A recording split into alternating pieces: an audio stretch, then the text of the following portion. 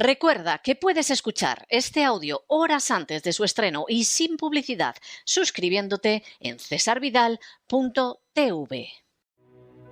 Estamos de regreso para esa parte de nuestro programa con la que finalmente llegamos al desenlace, al final, a la coronación de lo que ha sido toda la semana, con esa entrevista que realizamos los viernes. Cualquiera de nuestros oyentes sabe que en ese espacio de los viernes, quien ahora se dirige a ustedes encuentra una especial querencia. Siempre aclaro, para no herir susceptibilidades, que las secciones con que concluimos el resto de los días de la semana son secciones excelentes desarrolladas por colaboradores extraordinarios. Lo mismo se hablan de literatura que de economía, que de psicología o de cualquier otra cosa. Pero esta sección de los viernes nos permite acercarnos a gente muy diversa, a gente que realizan siempre una tarea extraordinaria, que a veces es conocida internacionalmente, que a veces es conocida solo nacional o incluso localmente, pero que siempre están realizando algo que tiene un enorme interés artístico, cultural, social. En cualquiera de los casos siempre es gente que merece la pena conocer, o si es gente muy conocida, que merece la pena conocer mejor. En este caso que tenemos hoy y que es bastante interesante, vamos a estar hablando con un psicólogo precisamente de un tema de enorme relevancia. Pero tengo que decirles que es un psicólogo que posiblemente tendremos en algún otro caso en nuestro programa, no en esta entrevista del viernes, porque no cabe la menor duda de que es una persona que aborda temas que nos resultan de enorme interés y que van más allá del que vamos a tocar esta noche. Les estoy hablando a ustedes de Miguel Ángel Alcarria. Don Miguel Ángel, muy bienvenido, muy buenas noches. Muy buenas noches, César, y gracias por la invitación. Primera cuestión que tengo que preguntarle, estos son casi preguntas iniciáticas, pero no puedo evitar hacerlas. Miguel Ángel Alcarria es una persona que viene de una familia que se ha dedicado a la psicología, ¿o es el primero que se lanzó a la piscina de la psicología? El primero que se lanzó, aunque sí que es verdad que yo he tocado todos los palos que en su día le interesaron a mi padre, en el sentido de que he tocado la teología, que también le gusta, la psicología, a él le encanta leer sobre el tema, y también le encanta la filosofía, y ese es el otro palo, ¿no? que también he tocado y que, pues, casualmente también forman parte de sus aficiones. Imagino entonces que cuando Miguel Ángel Alcarria dijo en casa, papá, mamá, me voy a dedicar a la psicología, no le dijeron, hijo, ¿y por qué no entras a trabajar en la Caixa o te sacas unas oposiciones para un ayuntamiento que vas a estar más tranquilo, sino que se lo tomaron mejor? Sí, bueno, he tenido padres de estos que no han mirado tanto por la entrada económica, sino porque uno se dedique a aquello a lo que ama, ¿no? Entonces, pues bueno, pues ahí es donde pues tanto yo como mi hermano pues encontramos apoyo en lo que escogimos. He visto que usted se licenció en psicología en su día, pero que luego realizó un máster en psicología legal, forense y criminológica. ¿Por qué ese máster en una psicología que tiene una derivada hacia la administración de justicia, fundamentalmente legal, forense y criminológica? Pues porque me quería dedicar a la clínica, obviamente pues ya desde la carrera ya me estaba orientando hacia ahí, y la cuestión es que una maestría en clínica, después de haber estado, a mi entender, en una de las mejores universidades en cuanto a formación clínica, pues me parecía redundante, ¿no? Realizar una maestría en clínica, así que escogí algo que tuviera relación y que pudiera aportarme otro enfoque de la clínica. ¿A eso se debe también el hecho de que realizara usted un posgrado en coaching? Bueno, el tema del coaching, la cuestión es que a mí me gusta meterme en todos los sitios sobre los cuales tengo dudas, ¿no? Para sacar una primera experiencia y una opinión en primera persona. Así es como acabé en ese posgrado en coaching y, bueno, pues me aportó sus cosas, ¿no? No todo fue a lo mejor bueno, en el sentido de que está un poco mezclado en Europa con filosofías budistas y con religión y tal, y yo lo que buscaba era algo más americanizado, pero de todo se aprende. Bien, bien, me parece perfectamente. Vamos a ver, usted tiene una experiencia bastante amplia de más de una década en el trabajo de psicología, lo mismo en el tratamiento del trauma emocional, que en la terapia de pareja, que en sacar a chicos de bandas urbanas, etcétera, etcétera, etcétera. Es decir, nos llevaría muy lejos detenernos en esto, pero sí hay un tema que me parece de enorme relevancia y es el tema por el que yo decidí invitarle al programa, que es el tema del suicidio. El suicidio es una cuestión tabú socialmente, nadie quiere hablar del tabú, del suicidio, nadie quiere dar cifras, nadie quiere detenerse, y esto es lógico, puesto que no dan cifras, en ver a qué distintos sectores de la población afecta, y por supuesto, como el tema, el problema como tal no se aborda, nadie entra en la posible solución. Yo quisiera que nos pudiéramos detener en los próximos minutos en esta cuestión. Primera cuestión, don Miguel Ángel, que me parece importante poder dejar establecida. ¿Hasta qué punto podemos hablar de que el suicidio es un fenómeno preocupante en nuestra sociedad, o hasta qué punto puede ser algo trágico, pero que sin embargo tiene una importancia muy puntual? Pues yo al suicidio lo denomino la pandemia silenciosa. Realmente durante la pandemia se aumentaron de una forma drástica, dramática los suicidios en el mundo, aquellos suicidios que realmente están contabilizados. Los que no están contabilizados, pues obviamente no podemos hablar de ellos, que son muchos, ¿no? Los suicidios fruto de conductas parasuicidas, o sea, de una conducción temeraria o de otras circunstancias. Tanto así que hemos podido hablar de un aumento de en torno a entre el 25 y el 40% durante la pandemia. Entre el 25 y el 40%.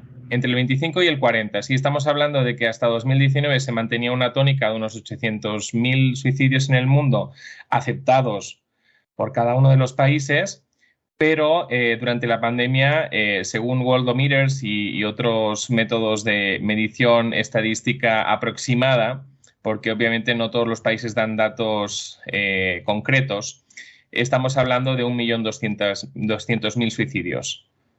Y este año la tendencia es similar. Hombre, es una cifra escalofriante, se mire como se mire.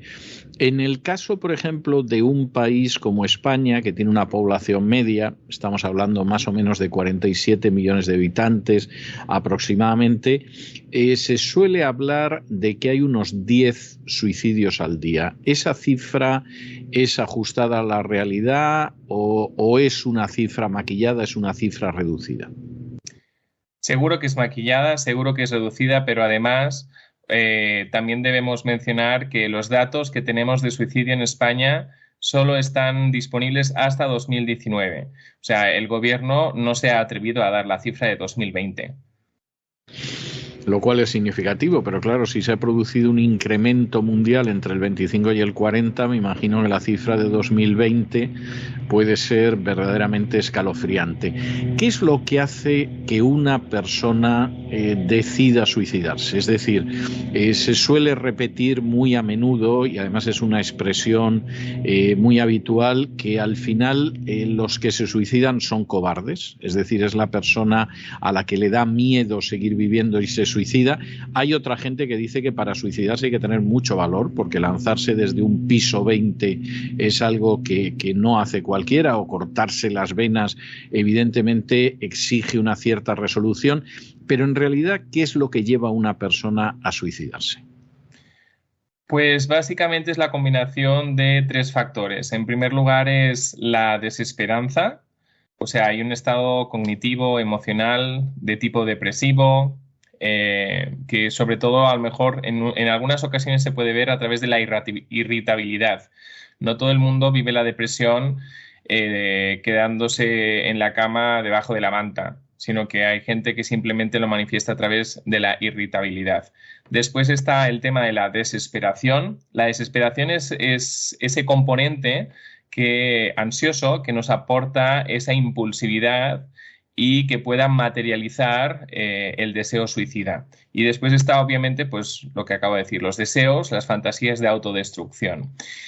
Decir que sea fruto de valentía o fruto de falta de ella el suicidio, bueno, la verdad es que cada caso es un mundo y no podemos generalizar al respecto, ¿no? Pero bueno, serían estos tres componentes: desesperanza, desesperación y deseos y fantasías de autodestrucción. ¿Cómo se puede distinguir cuando efectivamente la persona quiere quitarse la vida y cuando está haciendo un llamamiento de atención a los demás? Por ejemplo, ese típico caso de la persona que está diciendo me voy a suicidar esta tarde, o que te avisa cuando ya está chorreando sangre porque se ha cortado las venas, etcétera, etcétera.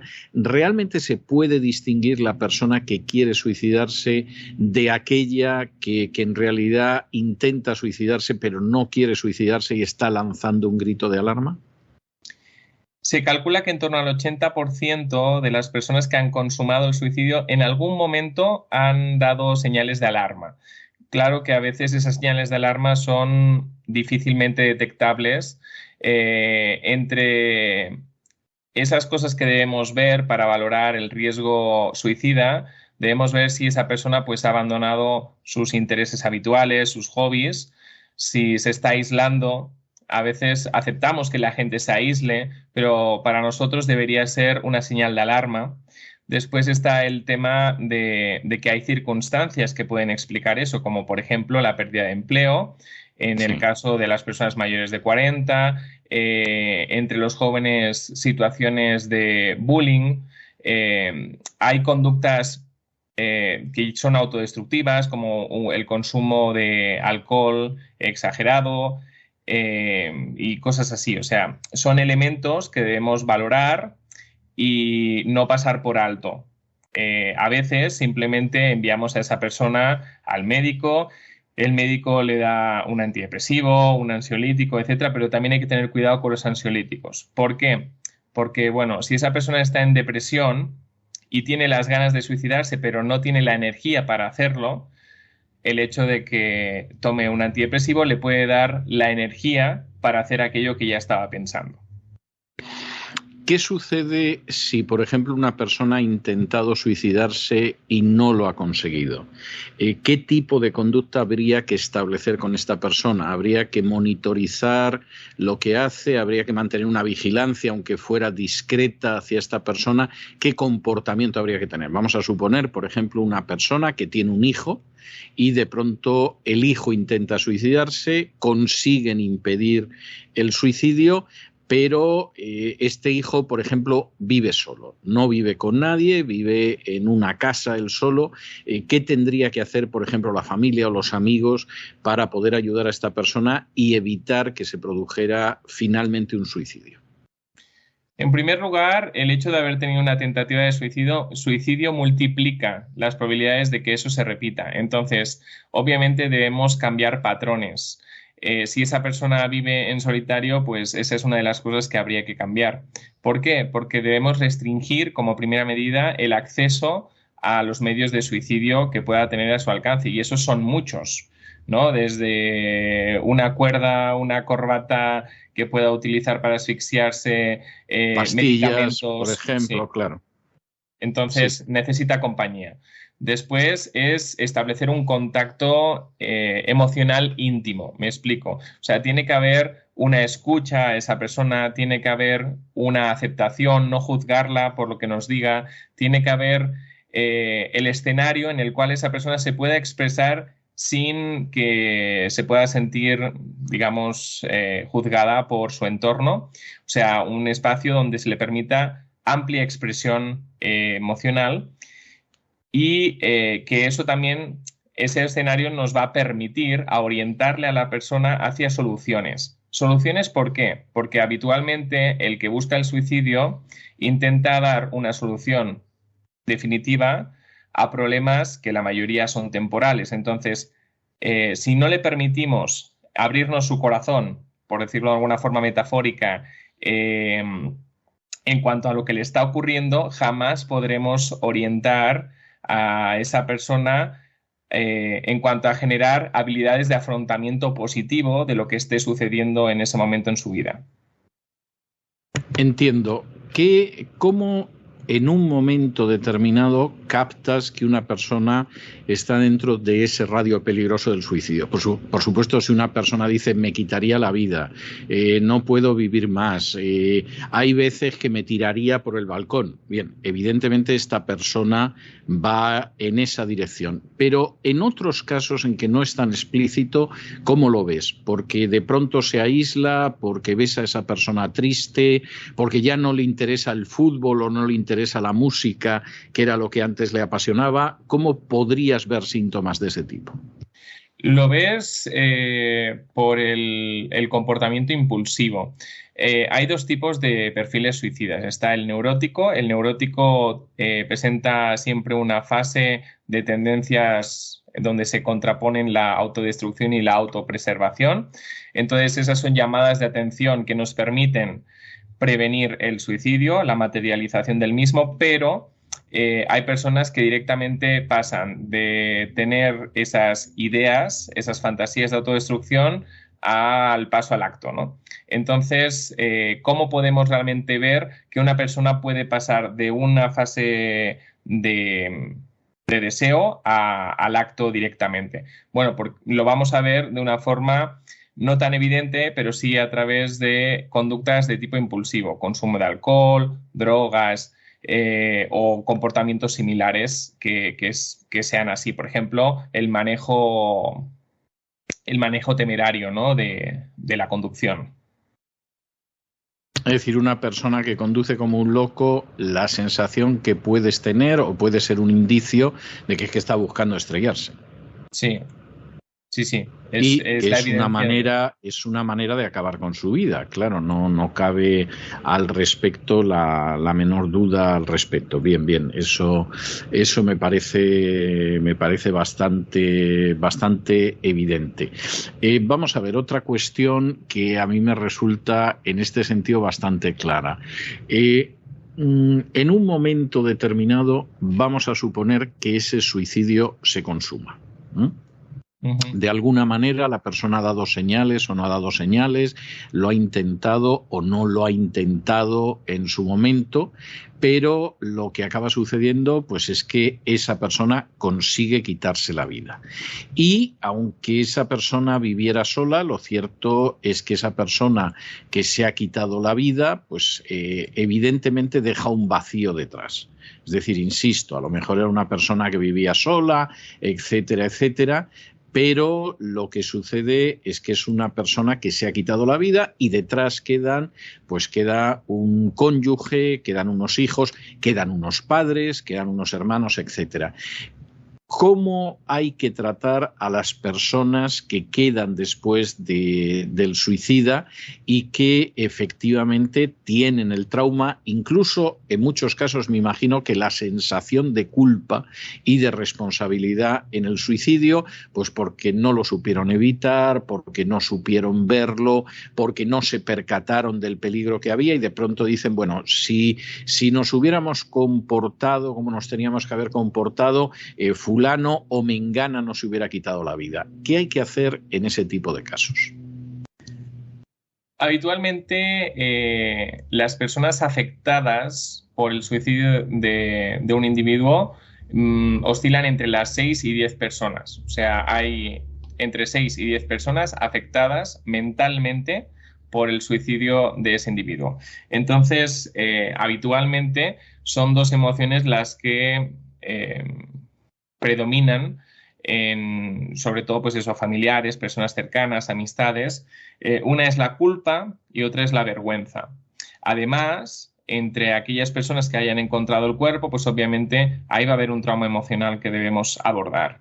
Entonces, ¿cómo debemos intervenir en estos casos? Bueno, existen formas hoy en día, aunque no se aplican, de intervención comunitaria con respecto a temas de trauma emocional. aunque no sea un tema similar, pero bueno, por ejemplo, en México, cuando sucedió este terremoto tan fuerte hace unos 3 años, hubieron psicólogos de intervención comunitaria que les hacían hacer a los niños lo que se le llama el abrazo de la mariposa. El abrazo de la mariposa que podemos pensar, pues, que es un autoabrazo y que a lo mejor incluso hasta es algo absurdo, realmente es muy útil porque permite que las circunstancias traumáticas no se traumaticen. O sea, las circunstancias son traumáticas, sí, pero al menos que disminuir la posibilidad de que en esas personas se cree un trauma emocional que después le va a afectar de por vida si no se trata, ¿no? Entonces, la intervención temprana es importante.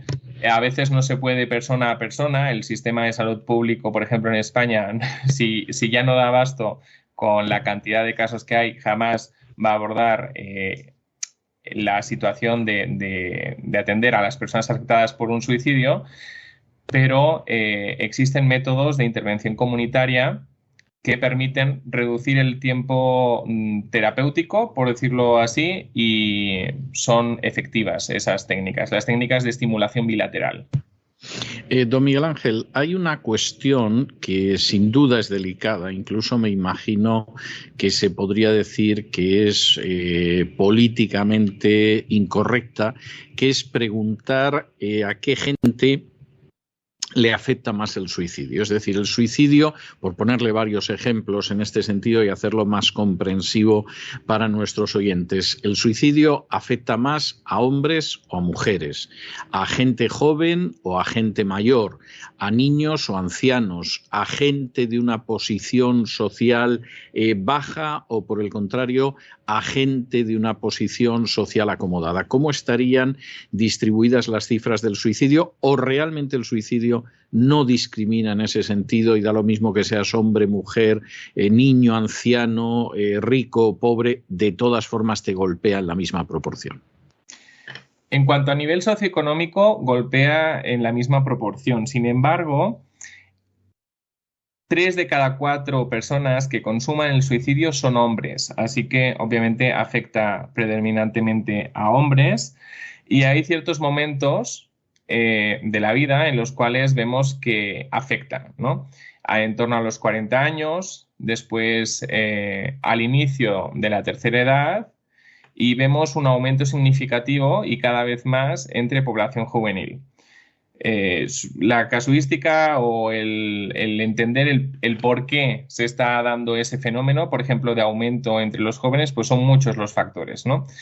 Pero donde se produce más el suicidio es en personas, pues eso, en esas franjas de edad, en torno a los 40 y después al inicio de esa tercera edad. Entonces, podemos ver que hay sensaciones a veces de no ser útil para la sociedad, situaciones de desempleo, situaciones familiares dramáticas. Ahora, en medio de la pandemia, pues hemos visto la cantidad de negocios que han tenido que bajar la persiana. Eso no solamente es la persona que ha tenido que bajar la persiana, son las familias afectadas por ello, ¿no? Entonces, bueno, pues son momentos en los cuales debemos prestar especial atención en cuanto al suicidio. Hay un dato llamativo el que usted estaba dando de que hay más hombres que mujeres, significativamente más hombres que al final consuman el suicidio. Sin embargo, es curioso que la cifra de depresión es mucho mayor en las mujeres que en los hombres. A veces es el doble. En algunos estudios se habla de que incluso se acerca al triple. ¿Qué pasa? ¿Los hombres al final son más efectivos quitándose la vida?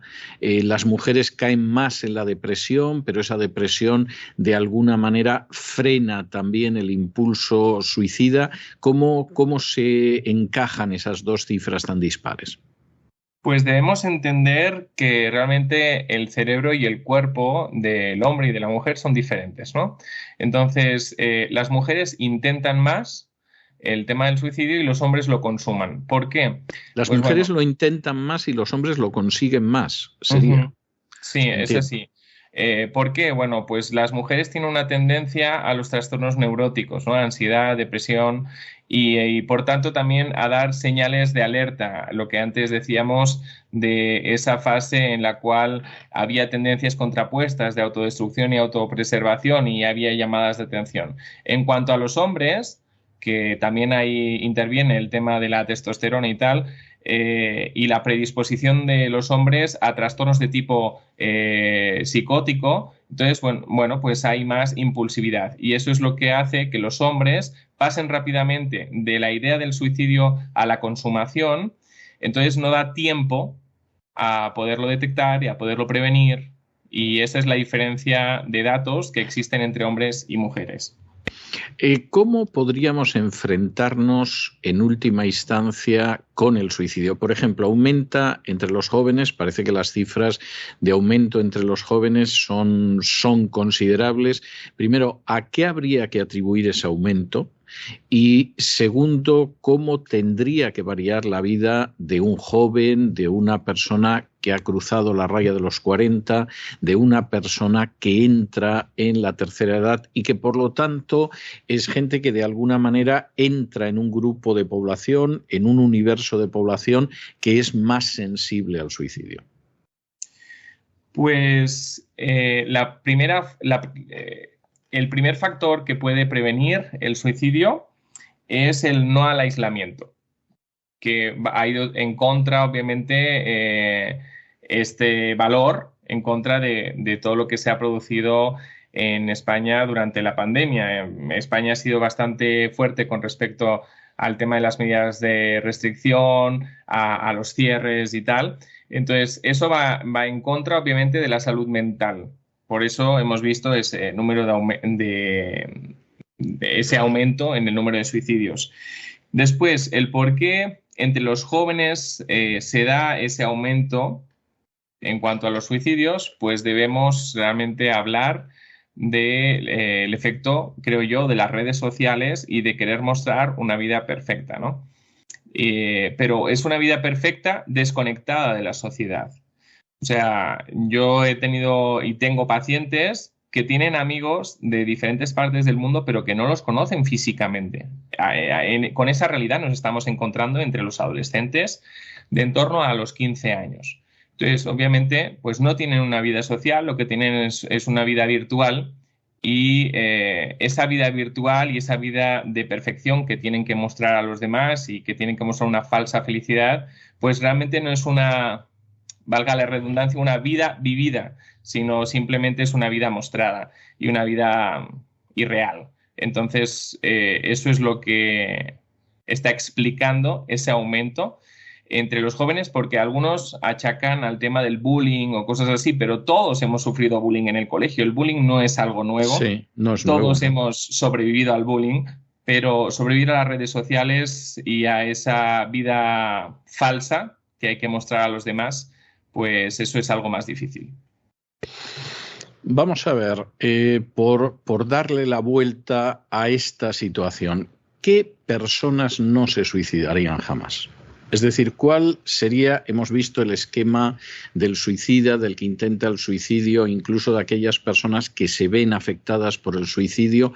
¿Cuál sería esa persona que sería absolutamente impensable que se suicidara, precisamente porque tiene una solidez psicológica que, vamos, es algo que podemos pensar que sería absurdo?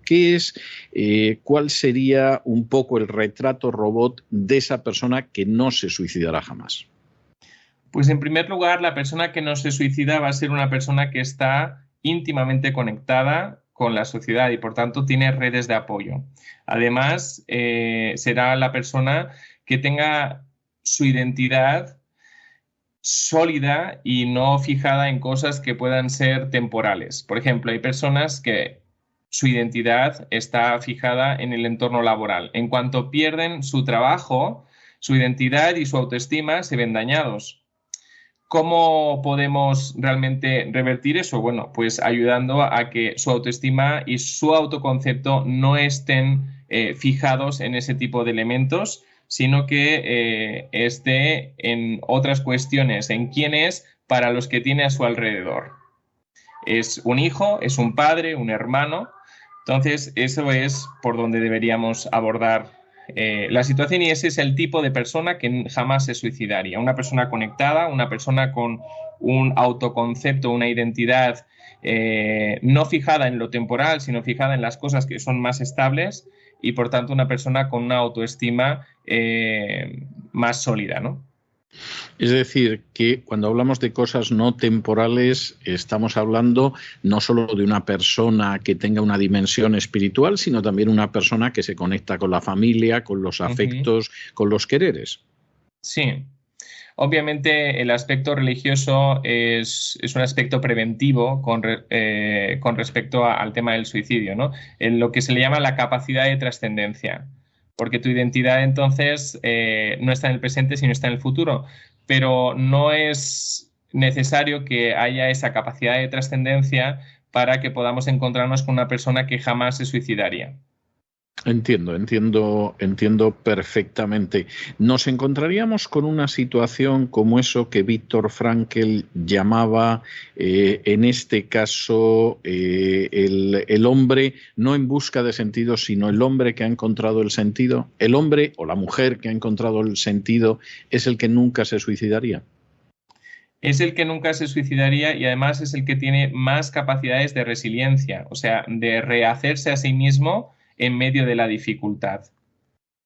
Entiendo. Bueno, don Miguel Ángel, yo imagino que estaríamos hablando horas, llevamos prácticamente una hora hablando del suicidio, lo cual quiere decir que hemos abordado de una manera muy polifacética y muy poliédrica este tema. Yo le tengo que agradecer muchísimo la paciencia y la amabilidad con que se ha sometido a la batería de preguntas, y debo decirle que cuando este tipo de entrevistas yo las tenía cara a cara, en persona, en el estudio de radio, siempre tenía la costumbre de regalar uno de mis libros dedicado a la persona que había tenido la gentileza de soportarme durante esos minutos. Siempre hacía la salvedad de que no estaba obligado a leer el libro, era simplemente un pequeño detalle, pero ahora que estas entrevistas tienen lugar en el ciberespacio, eso es imposible, y entonces yo le tengo que regalar a la persona que, como en su caso ha sido tan amable con nosotros, le tengo que regalar una melodía, una canción, una sintonía. Y en su caso he decidido escoger una banda sonora, una pieza, la pieza principal de una banda sonora de Francis Lee, que por cierto en los años 70, cuando yo estaba en el paso entre la infancia y la adolescencia, componía bandas sonoras de películas románticas, en general muy bonitas y de mucho éxito, y esta se llamaba Vivre pour vivre, es decir, vivir para vivir. Y realmente ya el título de la película era toda una declaración de principios, es decir, vivimos para vivir esa vida, no vivimos simplemente porque nos dejamos llevar por los acontecimientos, sino que la vida es muy hermosa para vivirla, y además la vida tiene un sentido, y lógicamente nuestra vida terrenal se va a acabar en algún momento, pero no deberíamos precipitar la salida de esa vida terrenal. De manera que yo le voy a dejar con este vivre pour vivre, con este vivir para vivir, y estoy convencido de que si usted tiene la gentileza que ha tenido hoy, nos volveremos a encontrar para abordar otros temas de psicología aquí en el ciberespacio. Muchísimas gracias y un abrazo muy fuerte. Un abrazo.